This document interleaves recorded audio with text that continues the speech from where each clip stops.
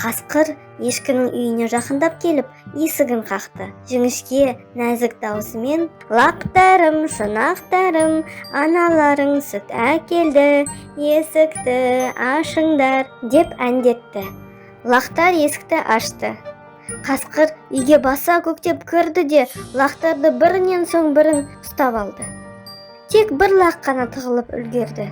Басқа лақтарды қасқыр қапқа салып алып кетті. Ешкі үйіне келсе, есік айқара ашық жатыр. Ешкі бас көз жасын көл қылып зарлап жылады. «Лақтарым, шұнақтарым, қасқырға жем болдыңдар». Төсектің астынан ешкі бір лағын тауып, жұбанып қалды. Осы лағы екеуі қалған лақтарды іздеп шығады.